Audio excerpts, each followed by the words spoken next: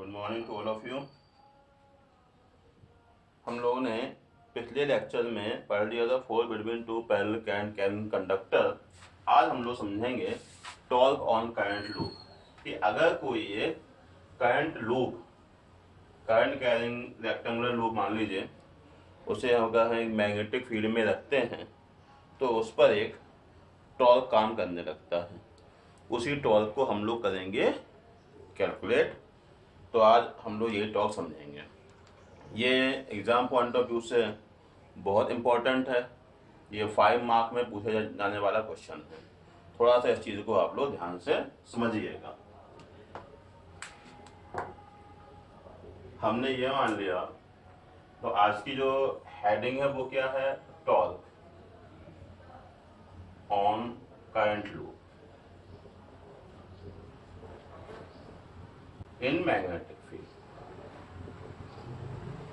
ये आज की हमारी हेडिंग है। इसी चीज़ को हम लोग आज समझेंगे। तो इसके लिए हमने थोड़ा सा, आज का टॉपिक लंबा है, थोड़ा सा आप लोग ध्यान से समझने की कोशिश करिएगा। हमने ये मान लिया कि ये कोई करंट कैरिंग लूप है। देखिए, ये मान लिया ये लूप है।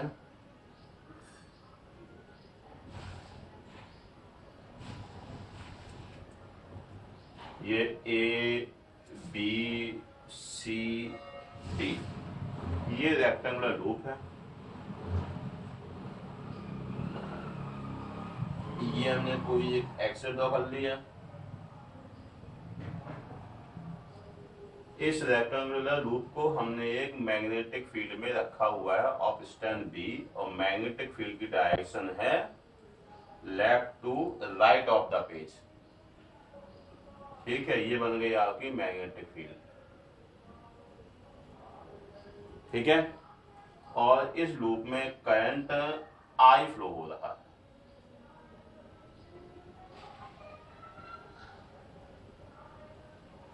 ठीक है, ये आई करंट फ्लो इसमें हो रहा है। अब जैसे करंट कैरिंग लूप को मैग्नेटिक फील्ड में रखते हैं, तो यहाँ पे हम लोग टॉर्क को कैलकुलेट करने के लिए हम लोग ये मान लेते हैं कि जो करंट कैरिंग लूप में अगर हम देखा जाए तो किसी भी लूप में, करंट रेक्टेंगुलर लूप में 4 साइड होती हैं। तो हम ये मान ले रहे हैं कि ये 4 साइड हैं, A B B C D और डी है। ये 4 साइड्स मैग्नेटिक फील्ड में रखी हुई हैं। अब कोई भी साइड अगर मैग्नेटिक फील्ड में रखी जाती है तो उस पर कौन सा फोर्स लगता है? F equal to I B L sine theta. तो हम सारी की सारी आर्म पर कितना कितना फोर्स इस मैग्नेटिक फील्ड से की वजह से लग रहा है वो हम लोग कैलकुलेट करेंगे। उसके बाद फिर हम टॉर्क की बात करेंगे। हमने ये मान लिया कि लूप की लेंथ मान ली स्मॉल एल, इसकी ब्रेथ मान ली स्मॉल बी। ठीक है, तो एरिया कितना हो गया इसका? Length into breadth into B. अब हम लोग ने इस लूप पर एक नॉर्मल डाल दिया, ये केवल फोर्स की एक्चुअल वैल्यू देखने के लिए। तो हमने ये माना कि ये नॉर्मल यहां से ये 90 एंगल बना रहा है। ऐसे ही यहां पे भी ये जो है 90 डिग्री का एंगल है। ये एंगल आपने थीटा मान लिया इस नॉर्मल पे जो ये एंगल लग रहा है। ठीक है, यहां पे भी अब इसके बाद करेंगे कैलकुलेट। अब हम लोग को करना है क्या है? सभी आर्म पर हमें फोर्स निकालना है ड्यू टू मैग्नेटिक फील्ड। तो पहले ए बी पर देखें, फिर बी सी पर देखें, फिर सी डी पर, फिर डी ए पर, चारों पर देखेंगे अलग अलग। ध्यान से समझने की कोशिश करना। फोर्स ऑन ए बी, ठीक, force on length, on breadth A B. A B है कितना? ए बी है बी के बराबर, तो फोर्स की वैल्यू कितनी हो जाएगी, हमने कहा F1 आई बी एल की जगह ए बी साइन। अब देखिए यहाँ पे करंट इस डायरेक्शन में है और ये थीटा एंगल ये है, तो करंट और मैग्नेटिक फील्ड के बीच में कितना एंगल बन रहा है, ये 90, ये थीटा, तो साइन 90 प्लस थीटा। देखिए फॉर्मूला जो इसमें लग रहा है वो फॉर्मूला उसमें यही लग रहा है, F equal to I B L sine theta. ठीक है, करंट इस आर्म में कितनी फ्लो हो रही है, आई, मैग्नेटिक फील्ड कितना है बी, और जो लेंथ है ए बी की वो पूरी लेंथ हमने ए बी लिख ली। थीटा क्या है, करंट और मैग्नेटिक फील्ड के बीच का करंट तो एंगल, तो ये क्या 90, ये तो ये हो गया 90 प्लस थीटा। अब आई बी ए बी की जगह हमने मान ली breadth, sine 90 plus theta cos theta, तो F1 की वैल्यू हो गई I B B cos theta. तो इस फोर्स की डायरेक्शन कहाँ होगी, मैंने आप लोगों को कई बार बताया है कि फोर्स की डायरेक्शन के लिए केवल हम लोग यूज करते हैं फ्लेमिंग का लेफ्ट हैंड रूल। तो जो है हमने फ्लेमिंग का लेफ्ट हैंड रूल यहाँ पे अब कर रहे हैं यहाँ पर यूज। फ्लेमिंग का लेफ्ट हैंड रूल क्या कहता है, फोर्स, मैग्नेटिक फील्ड और करंट। देखिए यहाँ पे हमने ये रहा मैग्नेटिक फील्ड की डायरेक्शन, ये रही करंट की डायरेक्शन। अगर मान लो ये रेक्टेंगुलर लूप है तो ये रहा आपका मैग्नेटिक फील्ड डायरेक्शन, ये रही करंट डायरेक्शन। फोर्स कहाँ लगेगा, ऊपर की तरफ, तो इस फोर्स की डायरेक्शन कहाँ हो जाएगी, अपवर्ड। तो जो फोर्स जो लग रहा है इस आर्म पर F1 वो लग रहा है ऊपर की तरफ। ठीक है, कोई दिक्कत यहां पर, तो इस फोर्स की डायरेक्शन को हम लोगों ने फ्लेमिंग के लेफ्ट हैंड रूल से हमने जो है कैलकुलेट कर लिया। अब इसकी जो जस्ट अपोजिट साइड है वो देखेंगे, फोर्स ऑन साइड, ध्यान से देखिएगा CD। अब इसमें कहाँ है फॉर्मूला, वही F2 इज इक्वल टू ए वाला आई बी, यहाँ पे L कितना लेंगे CD साइन। अब देखिए यहाँ पे, अब यहाँ पे हमें चाहिए करंट और मैग्नेटिक फील्ड के बीच का एंगल। ये करंट है, ये मैग्नेटिक फील्ड है, हमने कहा ये 90 है तो जाहिर सी बात है ये भी आपका 90 होगा, और ये एंगल हम ले रहे हैं जैसे यहां लिया है वैसे ही हम ये छोटा सा एंगल जो ले रहे हैं वो कितना लिया, थीटा। तो ये एंगल कितना कितना बच गया, जब ये पूरा 90 है तो ये बच गया 90 माइनस थीटा, पूरा 90 इतना थीटा, तो ये एंगल कितना बच गया, ये बच गया 90 माइनस थीटा। तो यहाँ पे हो गया साइन 90 माइनस थीटा। ठीक है, तो आई बी सी डी कितना है, breadth, B sine 90 minus theta cos theta, तो F2 की वैल्यू हो गई I B B cos theta. अब इस पे फोर्स की डायरेक्शन देख लो आओ, फिर से वही फ्लेमिंग का left hand rule. Force, magnetic field और करंट। देखिए ये रहा इसका मैग्नेटिक फील्ड की डायरेक्शन, ये रही करंट की डायरेक्शन। फोर्स कहाँ है, वर्टिकली डाउनवर्ड, तो ये हो गया F2 की डायरेक्शन। फिर से देख लो जिन लोगों को नहीं आया, बड़ा सिंपल कॉन्सेप्ट। ये हो गया आपका, ये मैग्नेटिक फील्ड, ये करंट, फोर्स पर वर्टिकली डाउनवर्ड, तो F2 की वैल्यू हो गई I B B cos theta. तो अब देखिए यहां पे F1 और F2, F1 ऊपर की तरफ है, F2 नीचे की तरफ है। F1 और F2 दोनों की वैल्यू देखिए, दोनों की वैल्यू कितनी है, ये है सेम। ठीक है, तो F1 और F2 कैसे हो गए, इक्वल एंड अपोजिट। जैसे कि ये मान लीजिए ये रेक्टेंगुलर लूप है, एक फोर्स यहाँ लग रहा है ऊपर की तरफ, एक फोर्स नीचे की तरफ लग रहा है। दोनों फोर्स कैसे हैं? इक्वल और अपोजिट, तो इनका नेट इफेक्ट 0 हो गया। इसलिए इफेक्ट या resultant of F1 and F2 is equal to 0।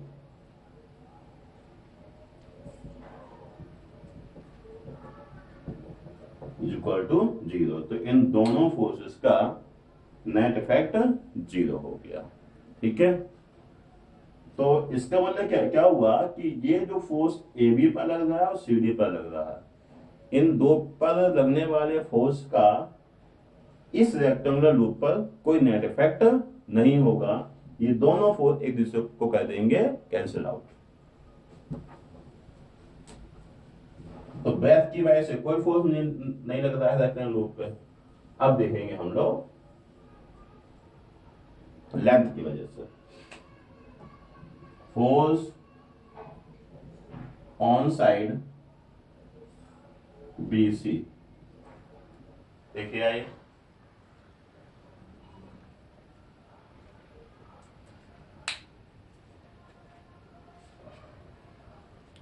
Force on side BC अगर देखा जाए कितना होगा, F3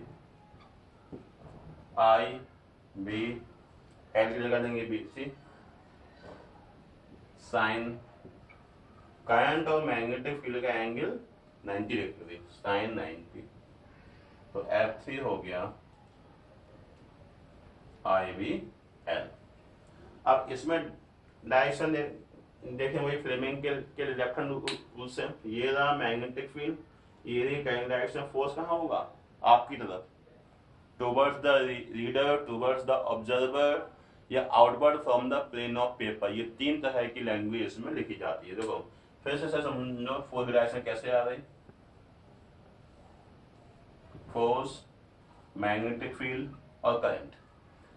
मैग्नेटिक फील्ड के लिए ये उंगली, करंट नीचे की तरफ है, अंगूठा बाहर की तरफ है, तो फोर्स कहाँ रहेगा? परपेंडिकुलर आउटवर्ड, इस तरह से। लेकिन ये लाइन तो ऐसी तो बन नहीं पाएगी।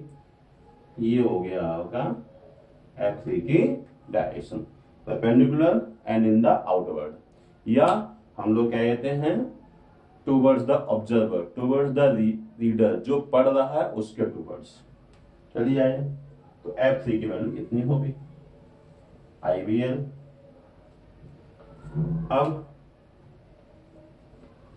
फोर्स ऑन साइड DA, तो DA पर कितना फोर्स लग रहा है ये देखें हम लोग, F4 IB DA sign, angle कितना बन रहा है यहाँ पे? करंट और मैग्नेटिक फील्ड के बीच का एंगल ये 90, तो साइन 90 देखिए यहाँ पे।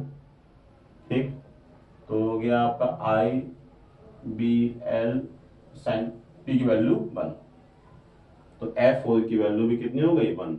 इसको भी, इसकी भी डायरेक्शन हम लोग फ्लेमिंग लेफ्ट हैंड रूल से, ये रहा मैग्नेटिक फील्ड, करंट देखिए ऊपर की तरफ है तो उंगली ऊपर आ गई, अंगूठा कहाँ है? अंदर की तरफ, परपेंडिकुलर इनवर्ड।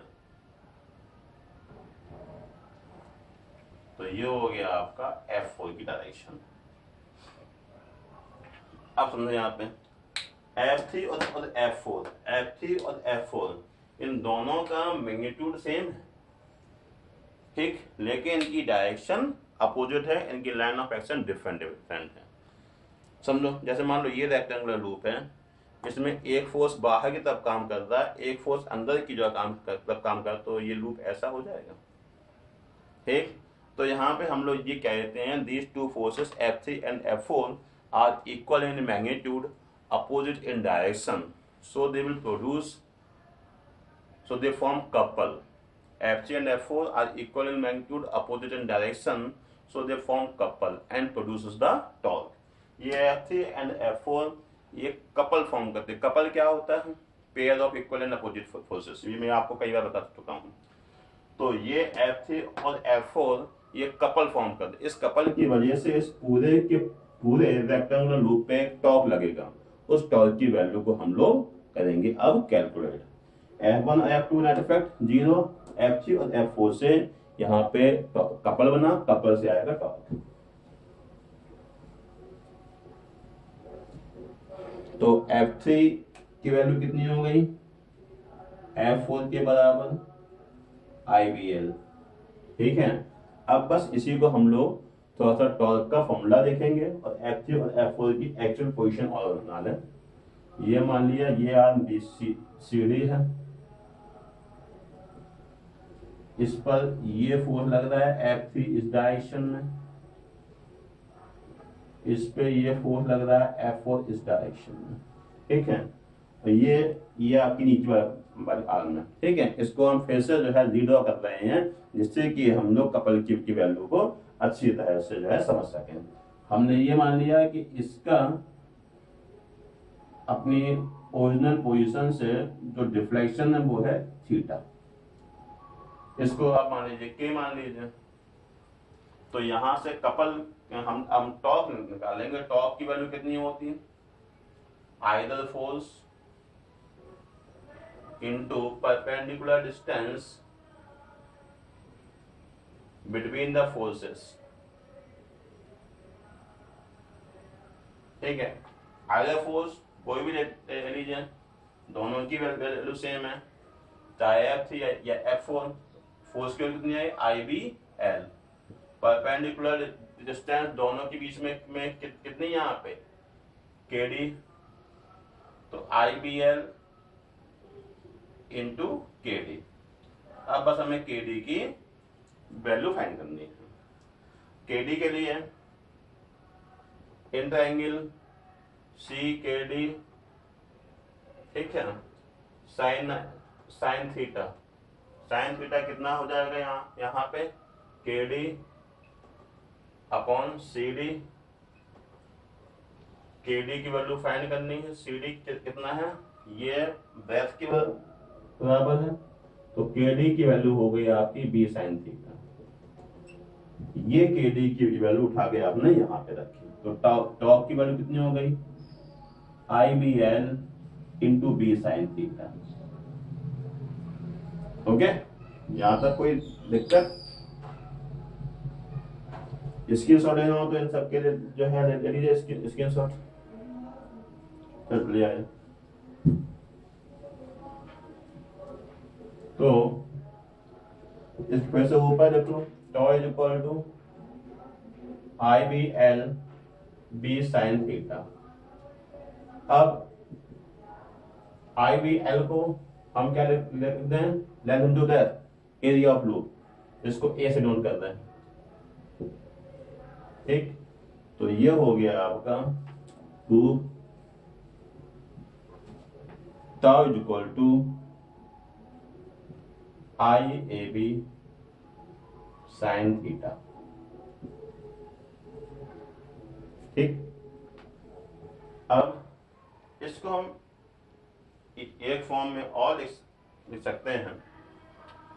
यहाँ यही रिक्वायर्ड एक्सप्रेशन है, यही तक CBSE पूछता हो, कईयों बार CBSE ने इसको 5 मार्क में पूछा गया। इफ लूप है n टर्न, अगर इसमें एक टर्न नहीं है कई सारे टर्न है, then tau is equal to NIAB sine theta, अगर लूप में n टर्न। ठीक है, कोई दिक्कत यहाँ तक? अब इसके बाद जब आप लोग नेक्स्ट चैप्टर पढ़ोगे तो वहां पे एक न्यू क्वांटिटी और इसमें इंक्लूड करी गई है लूप के टर्म में, उसे बोलते हैं मैग्नेटिक डाइपोल मूवमेंट। क्या होगा वो आप लोग इसके बाद समझेंगे, लेकिन अभी हल्की सी उसकी हिंट देख लीजिए। क्वांटिटी कहाँ से जो है, आधे से इलेक्ट्रिक डाइपोल मूवमेंट होता है, ऐसे मैग्नेटिक डाइपोल मूवमेंट लूप का होता है, वो कहाँ से आएगा इसके बाद हम लोग समझेंगे।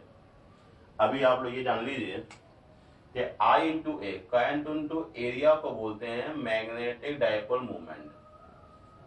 मैग्नेटिक डाइपोल मूवमेंट,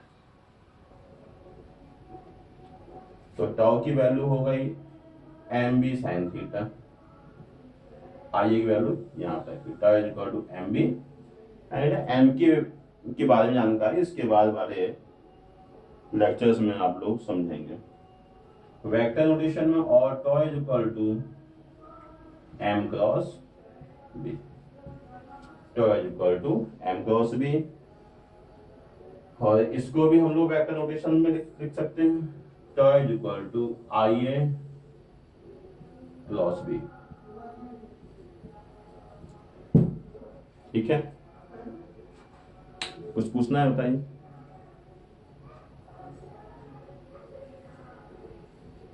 देखिए चलो अगेन कुछ एक आध केस देख लें। Tau is equal to IA sin theta,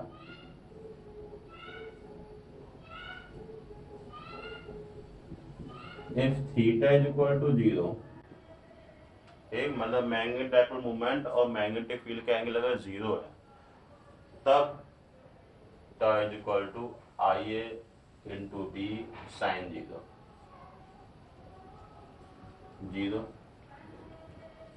theta is equal to 90, tau is equal to IA B sine 90, तब टॉप पर सॉरी लूप पर मैक्सिमम फोर्स लगेगा IA।